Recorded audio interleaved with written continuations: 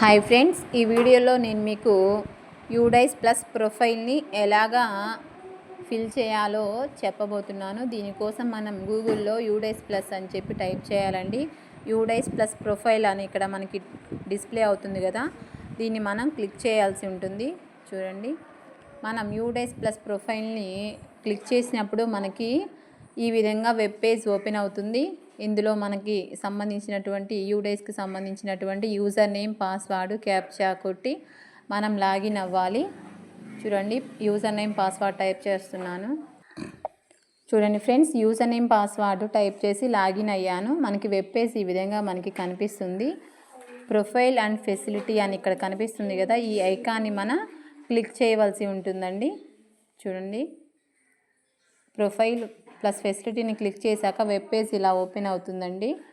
ఇక్కడ చూడండి, data capture format అని ఉంది కదా, 1.1 to 1.26 అని, 1.27 to 1.36 అని, అట్లా ప్రతి ఒక్క బాక్స్ని క్లిక్ చేసి ఆ బాక్స్ ఓపెన్ అయినప్పుడు ప్రతి ఒక్క డేటాని మన స్కూల్కి సంబంధించినటువంటి డేటాని ఫిల్ చేసి సేవ్ అండ్ నెక్స్ట్ క్లిక్ చేసుకుంటూ వెళ్ళాలి. ఆ విధంగా ఇక్కడ ఉన్న బాక్సెస్ అన్నీ మనం కంప్లీట్ చేసినప్పుడు కంప్లీటెడ్ అని వస్తుందండి.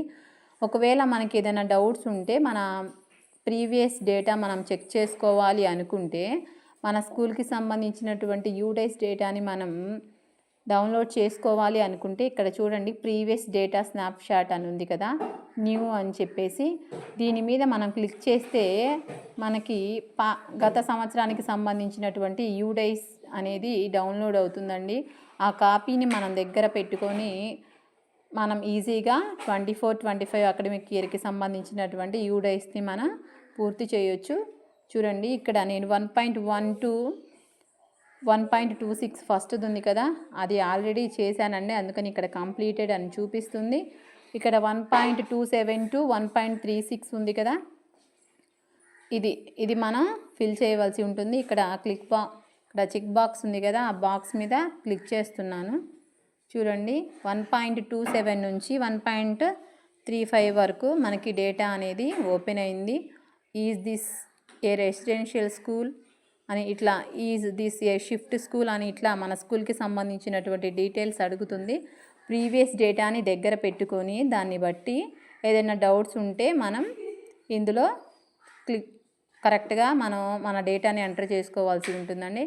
ఇలాగ ప్రతి ఒక్క డేటాని మనం ఎస్ ఆర్ నో అని చెప్పి క్లిక్ చేసి నెక్స్ట్ బటన్ని సేవ్ అండ్ నెక్స్ట్ ఉంది కదా, దాన్ని మనం క్లిక్ చేసుకోవాలి. చూడండి ఫ్రెండ్స్, ఇక్కడ 1.27 నుంచి 1.35 వరకు కావాల్సిన డీటెయిల్స్ని నేను ఇందులో ఎంటర్ చేసి ఉన్నాను. ఇప్పుడు సేవ్ అండ్ నెక్స్ట్ మీద మనం క్లిక్ చేయాలి. ఇప్పుడు 1.37 నుంచి మనకి ఓపెన్ అయ్యాయి. ఇవి కూడా అలానే మన డేటాని ఎంటర్ చేసుకొని సేవ్ చేసుకోవాలండి. ఈ విధంగా మనం అన్నీ ప్రతి ఒక్క చెక్ బాక్స్ని క్లిక్ చేసి అన్నీ సేవ్ చేసుకోవాల్సి ఉంటుంది. చూడండి ఫ్రెండ్స్, 1.37 నుంచి 1.52 వరకు కూడా స్కూల్కి సంబంధించినటువంటి డీటెయిల్స్ ఎంటర్ చేశాము. ఇప్పుడు సేవ్ అండ్ నెక్స్ట్ కొడుతున్నాను.